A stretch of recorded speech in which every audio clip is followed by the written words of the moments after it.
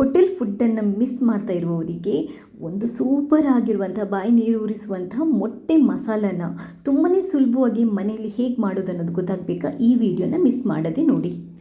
Hello, ನಮಸ್ತೆ ಎಲ್ರಿಗೂ. ಹೇಗಿದ್ರೆಲ್ಲ? ಹೊರಗಡೆ ಹೋಗಿ ಏನಾದರೂ ತಿನ್ನಬೇಕು ಅಂತ ಆಸೆ ಪಡ್ತಾ ಇರೋರಿಗೆ ಒಂದು ಸೂಪರ್ ಆಗಿರುವಂಥ ರೆಸಿಪಿನ ನಾನಿವತ್ತು ಹೇಳ್ಕೊಡ್ತಾ ಇದ್ದೀನಿ. ಜಸ್ಟ್ ಒಂದು 4-5 ಮೊಟ್ಟೆ ಇದ್ದರೆ ಸಾಕು, ಒಂದು ಸೂಪರ್ ಆಗಿರುವಂಥ ತುಂಬಾ ಸ್ಪೆಷಲ್ ಆಗಿರುವಂಥ ಸಿಂಪಲ್ ಆಗಿ ಅಷ್ಟೇ ರುಚಿಯಾಗಿರುವಂಥ ಮೊಟ್ಟೆ ಮಸಾಲನ ನಾವು ಈಸಿಯಾಗಿ ಮನೆಯಲ್ಲೇ ಮಾಡ್ಕೋಬೋದು. ಯಾವ ಹೋಟೆಲ್ ಟೇಸ್ಟ್ಗಿಂತಲೂ ಇದು ಕಮ್ಮಿ ಇರಲ್ಲ, ಅಷ್ಟು ಸೂಪರ್ವಾಗಿರುತ್ತೆ.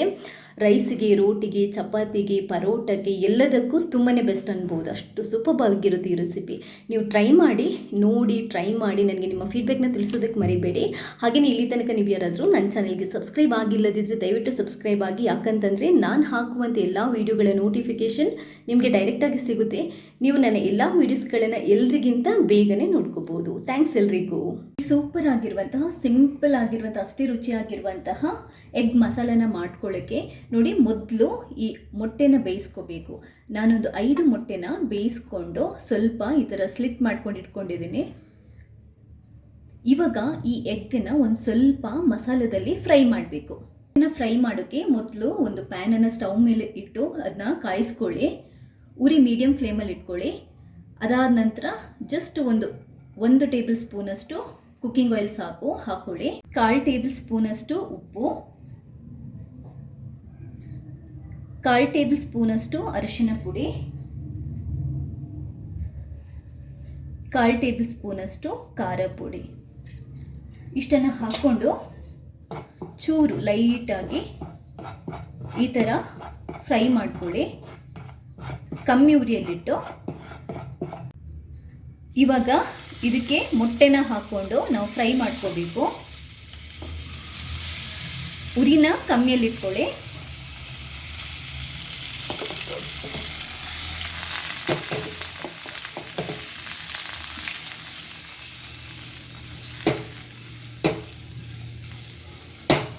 ಈ ಥರ ಇದನ್ನ ಶೇಕ್ ಮಾಡಿಕೊಂಡು ನೀಟಾಗಿ ಜಸ್ಟ್ ಮಗುಚಿ ಹಾಕಿ ಮೊಟ್ಟೆನ ಈ ಮಸಾಲದಲ್ಲಿ 1 ನಿಮಿಷದಷ್ಟು ಟೈಮ್ ಅಷ್ಟೇ, ಜಾಸ್ತಿ ಅಲ್ಲ, ಕಮ್ಮಿ ಉರಿ ಇಟ್ಕೊಂಡು ಜಸ್ಟ್ ಒಂದೇ 1 ನಿಮಿಷ ಈ ಮಸಾಲದಲ್ಲಿ ಫ್ರೈ ಮಾಡ್ಕೊಳ್ಳೋಣ. ಇವಾಗ ಆ ಮೊಟ್ಟೆನ ತೆಗೆದಿಟ್ಕೊಳ್ಳಿ.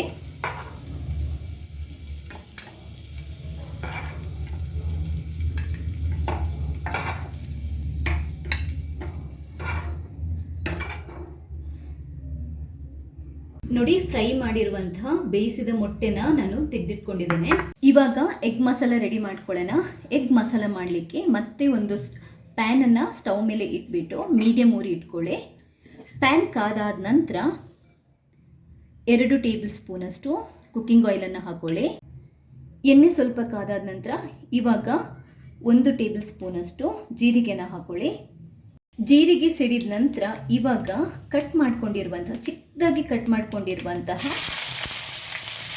2 ಈರುಳ್ಳಿನ ಹಾಕೊಳ್ಳಿ. ಹಾಕೊಂಡು ನೀಟಾಗಿ ಫ್ರೈ ಮಾಡಿ.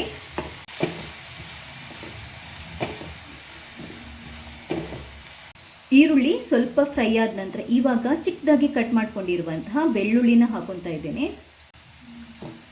ಒಂದು 6ರಿಂದ 8 ಹೆಸಲು ಬೆಳ್ಳುಳ್ಳಿನ ಕಟ್ ಮಾಡಿಕೊಂಡು ಹಾಕೊಳ್ಳಿ.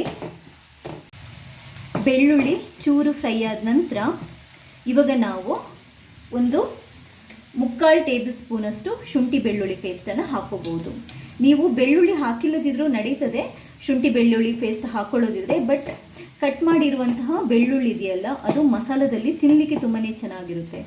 ಆದ್ದರಿಂದ ಬೆಳ್ಳುಳ್ಳಿ ಕಟ್ ಮಾಡ್ಕೊಂಡು ಹಾಕ್ಕೊಂಡ್ರೆ ಒಳ್ಳೆಯದು.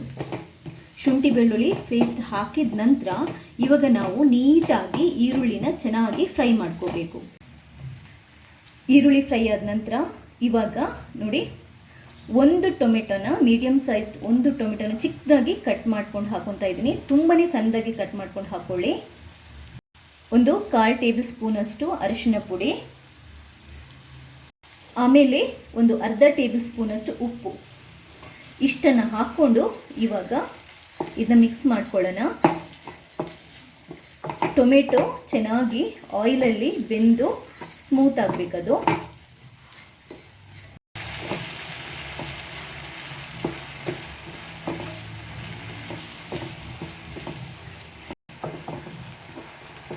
ನೋಡಿ, ಟೊಮೆಟೊ ಚೆನ್ನಾಗಿ ಬೆಂದು ಸಾಫ್ಟ್ ಆದ ನಂತರ ಗೊತ್ತಾಗ್ತಿದೆಯಲ್ಲ, ಟೊಮೆಟೊ ಆನಿಯನ್ ಎಲ್ಲ ತುಂಬಾ ಸಾಫ್ಟ್ ಆಗಿದೆ ನೋಡಿ.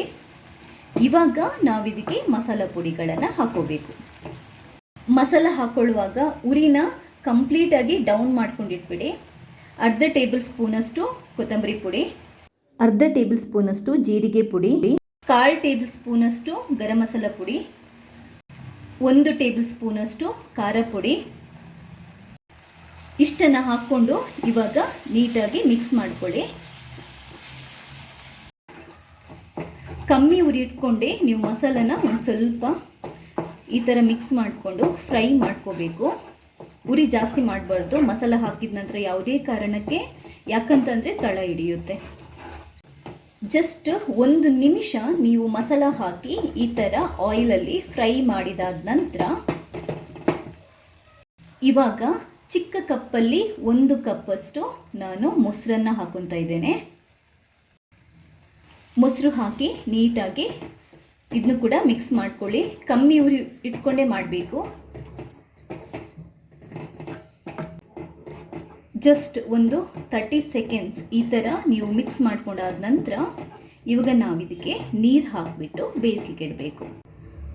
1/4 ಲೋಟದಷ್ಟು ನೀರು ಹಾಕ್ಕೊತಾ ಇದ್ದೀನಿ. ನಿಮಗೆ ಮಸಾಲ ದಪ್ಪ ಬೇಕಾ ಅಥವಾ ತೆಳು ಬೇಕಾ ಅಂತ ನೋಡಿಕೊಂಡು ನೀವು ಇದನ್ನ ನೀರು ಹಾಕ್ಕೊಂಡು ಅಡ್ಜಸ್ಟ್ ಮಾಡ್ಕೊಳ್ಳಿ. ನಾನು ಟೋಟಲ್ ಆಗಿ ಅರ್ಧ ಲೋಟದಷ್ಟು ನೀರು ಹಾಕ್ಕೊಂಡಿದ್ದೇನೆ. ಫಸ್ಟ್ ಹಾಕಿರೋದು ಸ್ವಲ್ಪ ದಪ್ಪ ಆಯಿತು, ಅದಕ್ಕೆ ಮತ್ತೊಂದು ಸ್ವಲ್ಪ ನೀರು ಹಾಕ್ಕೊಂಡೆ. ಇವಾಗ ಇದೆಯಲ್ಲ, ನೀವು ಇದಕ್ಕೆ ಉಪ್ಪು, ಹುಳಿ, ಖಾರ ಏನು ಬೇಕಾದರೂ ನೋಡಿಕೊಂಡು ಇದನ್ನ ಹೈ ಫ್ಲೇಮ್ ಮಾಡಿಬಿಟ್ಟು ಒಂದು 3 ನಿಮಿಷ ಮಸಾಲೆನ ಬೇಯಲಿಕ್ಕೆ ಬಿಡಬೇಕು.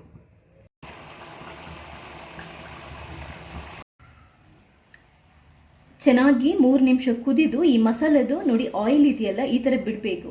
ಈ ಥರ ಬಿಟ್ಟ ನಂತರ ಚೆನ್ನಾಗಿ ಮಗುಚ್ಕೊಳ್ಳಿ. ಮಿಡ್ಲಲ್ಲಿ ನೀವು ಮಗುಚ್ತಾ ಇರಬೇಕು. ನೋಡಿ, ಈ ಮಸಾಲ ಕರೆಕ್ಟಾಗಿ ಕನ್ಸಿಸ್ಟೆನ್ಸಿಗೆ ಕರೆಕ್ಟಾಗಿ ಹದಕ್ಕೆ ಬಂದಿದೆ. ಈ ಮಸಾಲ ನೋಡ್ತಾ ಇದ್ರೇ ತಿನ್ನಬೇಕು ಅಂತ ಅನ್ಸುತ್ತೆ, ಅಷ್ಟು ಸೂಪರ್ಬಾಗಿ ಬಂದಿದೆ. ಒಂದ್ಸರಿ ಮಸಾಲ ಕುದಿದಾದ ನಂತರ ನೀವು ಉರಿನ ಕಂಪ್ಲೀಟಾಗಿ ಕಮ್ಮಿ ಮಾಡ್ಕೊಳ್ಳಿ. ಇವಾಗ ಮೊಟ್ಟೆನ ಹಾಕೊಳ್ಳೋಣ.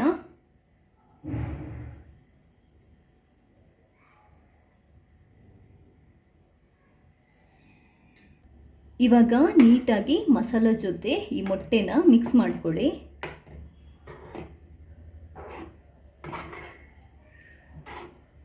ಕಮ್ಮಿ ಉರಿ ಇಟ್ಕೊಂಡೇ ಮಾಡ್ಬೋದು.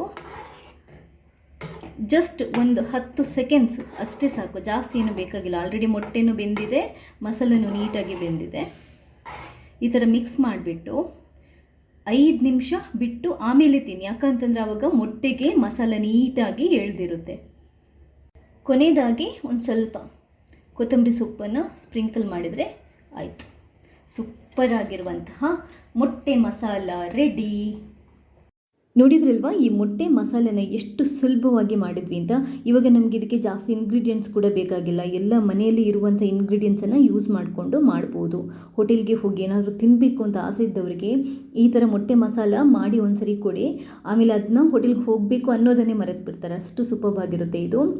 ಈ ಮೊಟ್ಟೆ ಮಸಾಲ ನಮಗೆ ರೈಸ್ಗೂ ಚೆನ್ನಾಗಿರುತ್ತೆ. ಚಪಾತಿ, ರೋಟಿ ಅಥವಾ ನಿಮಗೆ ಏನದು ಪರೋಟ ಯಾವುದು ತಿನ್ನೋದಕ್ಕೂ ತುಂಬಾ ಚೆನ್ನಾಗಿರುತ್ತೆ, ಸೂಪರ್ಬಾಗಿರುತ್ತೆ. ಮಕ್ಕಳಿಗೂ ಕೂಡ ತುಂಬಾ ಒಳ್ಳೆಯದು, ಸಖತ್ತಾಗಿ ರುಚಿಯಾಗಿ ಬರುತ್ತೆ ಇದು. ಒಂದ್ಸರಿ ಟ್ರೈ ಮಾಡಿ, ಮರೆಯದೆ ನನಗೆ ನಿಮ್ಮ ಫೀಡ್ಬ್ಯಾಕ್ನ ತಿಳಿಸಿ. ಹಾಗೆಯೇ ಇಲ್ಲಿ ತನಕ ನೀವು ಯಾರಾದರೂ ನನ್ನ ಚಾನಲ್ಗೆ ಸಬ್ಸ್ಕ್ರೈಬ್ ಆಗಿಲ್ಲದಿದ್ದರೆ ಸಬ್ಸ್ಕ್ರೈಬ್ ಆಗಿ. ಯಾಕಂತಂದರೆ ನಾನು ನೆಕ್ಸ್ಟ್ ಹಾಕುವಂಥ ವೀಡಿಯೋಗಳ ನೋಟಿಫಿಕೇಷನ್ ನಿಮಗೆ ಡೈರೆಕ್ಟಾಗಿ ಬರುತ್ತೆ. ಎಲ್ರಿಗಿಂತ ಬೇಗ ನೀವು ನನ್ನ ವೀಡಿಯೋಸ್ನ ನೋಡ್ಬೋದು. ಹಾಗೆಯೇ ಒಂದ್ಸರಿ ನನ್ನ ಚಾನೆಲ್ನ ಫುಲ್ ಚೆಕ್ ಮಾಡಿ. ನಿಮಗೆ ಬೇಕಾದಷ್ಟು ಕಿಚನ್ ಟಿಪ್ಸ್, ಒಳ್ಳೊಳ್ಳೆ ರೆಸಿಪೀಸ್ ಇದೆ.